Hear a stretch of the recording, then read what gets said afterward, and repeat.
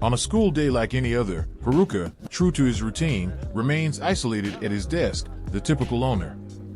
He is well aware of his status, and in some ways, he even appreciates the silence that accompanies him.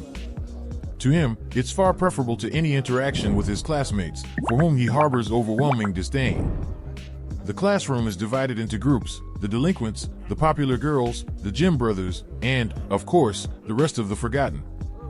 Haruka, however, fits into none of these circles, and this exclusion suits him perfectly.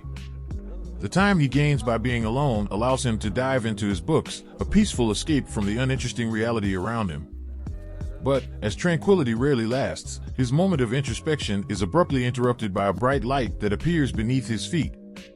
With a flash of recognition, he realizes that a summoning circle is forming. For a brief moment, his heart races. An ice sky adventure? Perhaps, after all, he is destined for something grand. However, excitement quickly gives way to suspicion.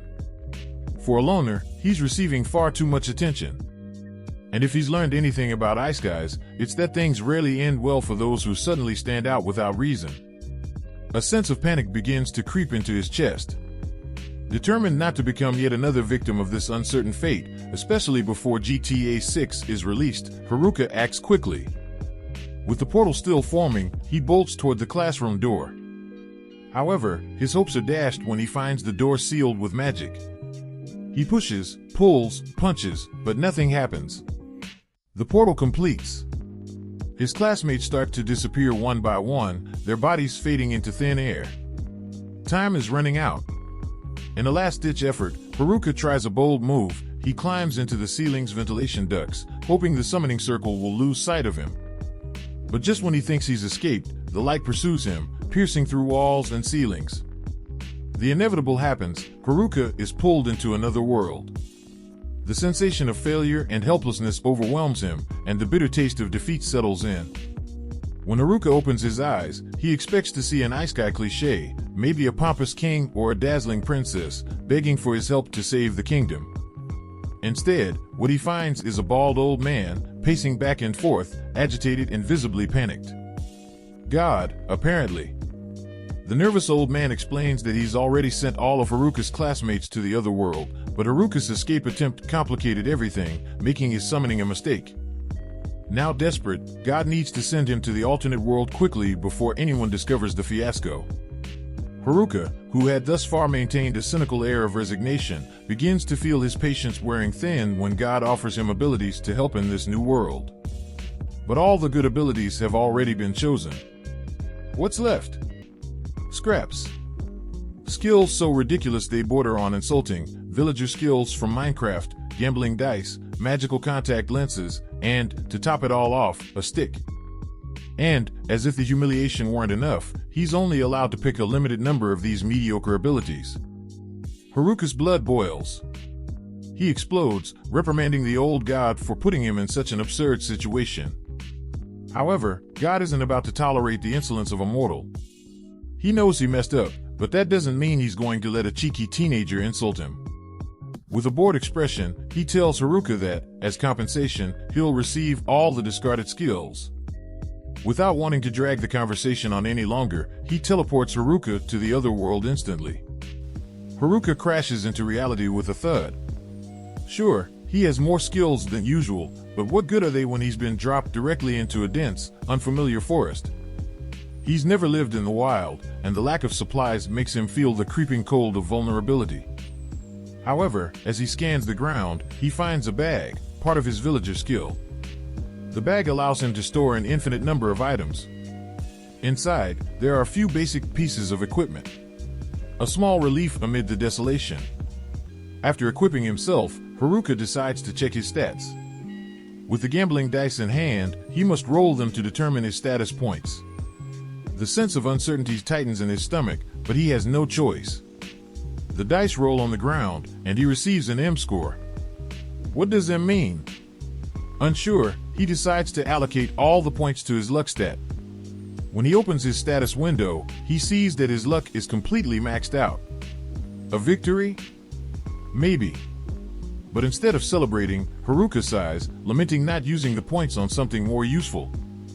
As he explores his skills, he discovers that, aside from the useless ones, he gained 2 unique ones. Due to being such a loner on Earth, he will be unable to form parties in this new world, even if he wanted to. In exchange, his other skill allows him to force monsters to serve him, since, after all, he wouldn't be able to make friends. The bitter irony of this does not escape Haruka. The idea of never being able to form the dream Ice Guy protagonist harem frustrates him, but he has no time for trivial regrets. Though he feels tempted to search for his classmates, or at least for the logic of where their starting point should be, Haruka quickly dismisses the idea. He never cared about them before, and he certainly won't start now. His priority is survival. He needs supplies, but the forest around him is dense, dark, and filled with unseen dangers. The tension rises. He can barely see through the trees, and with each step, the possibility of encountering a lurking monster becomes more real. However, something clicks in his mind: the contact lenses. When he puts them on, the world around him transforms.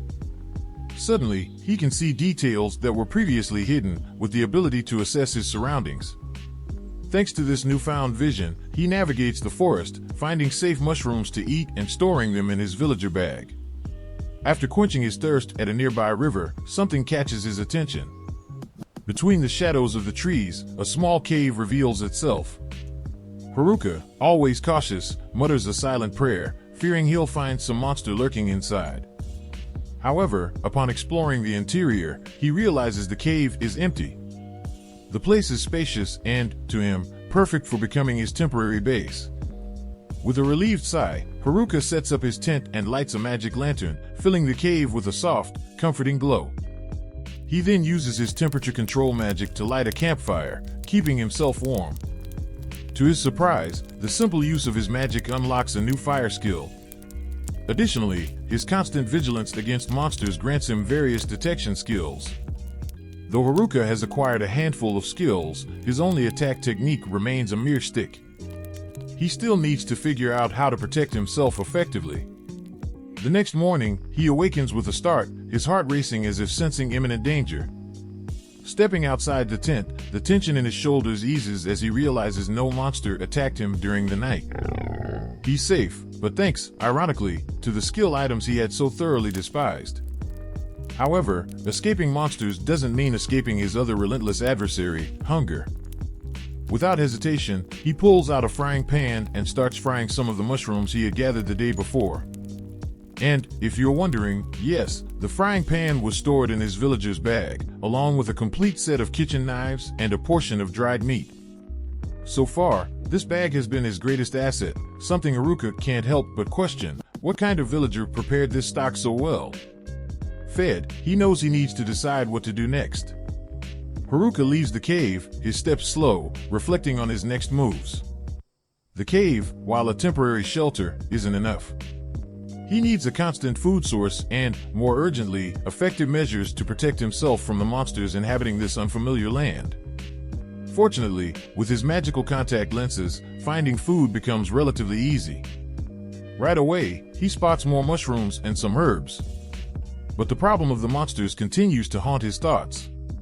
Suddenly, a cold sensation runs down his spine as his detection skill kicks in.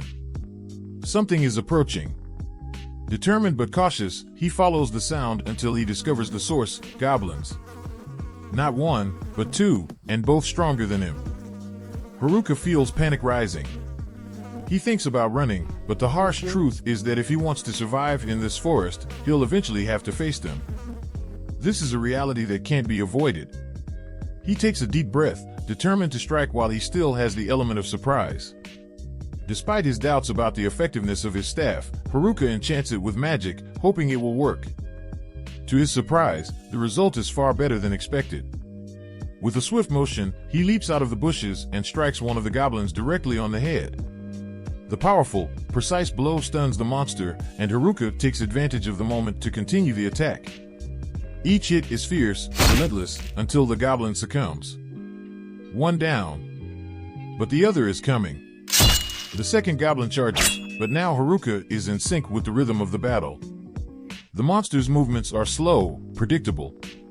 He dodges easily and, with a mix of magic and brute force, takes down the opponent. His heart still races as he looks at the goblins' bodies, his first real victory in this world. Exhausted, he decides he's done enough for the day and returns to the safety of his cave. Back in his improvised shelter, Haruka prepares a modest dinner with the mushrooms he collected. While eating, he examines the club he took from the goblin. Though it's a powerful weapon, it's heavy and has a short reach, something that doesn't suit his combat style. He decides to stick with his trusty staff for now. Checking his stats, Haruka notices something unexpected. He's leveled up. Not only that, but all his stats have doubled. The sense of progress excites him, but the reality of his situation quickly brings him back down to earth. The next morning, the routine repeats. More mushrooms, more boredom. The craving for meat intensifies, almost becoming an obsession. However, to hunt, he needs to improve, and the first skill he plans to test is magic fusion, a newly acquired technique that envelopes his body in a layer of magic, boosting his physical and magical defenses and raising his strength to impressive levels. Haruka also decides to test his appraisal skill, now at level 2. However, when using the technique, he only finds a question mark next to the descriptions. He ponders for a moment about what it could mean, but soon gives up, frustrated. There's no time to waste on riddles. Out there, there's a forest to explore, monsters to defeat. As he steps out for his magic training, he finds yet another mushroom on the ground. A tired sigh escapes his lips. His hunger-crazed mind almost makes him believe that meat should grow on the trees in this bizarre world. With the mana infusion active, Haruka takes a step forward, but with the magical boost, he ends up launching several meters ahead, surprised by his own body's lightness. Each movement now feels precise, almost supernatural. He glides through the forest with ease, testing his newfound strength. With his confidence renewed, Haruka challenges 2 more goblins, defeating one with a single blow. The power flowing through his body is intoxicating. He thinks he can defeat more, maybe even a larger group. However, upon spotting 3 goblins together, his courage wavers. With common sense, he decides to retreat before biting off more than he can chew. Back in the cave, he continues with his routine. During the day, combat. At night, magical experiments. One of those nights, he discovers that he can shape coffee tables with his abilities. Eventually, he creates a magical gate for his cave, increasing the security of his shelter. With that, he finally feels ready to venture out at night, to hunt and, at last, satisfy his craving for meat.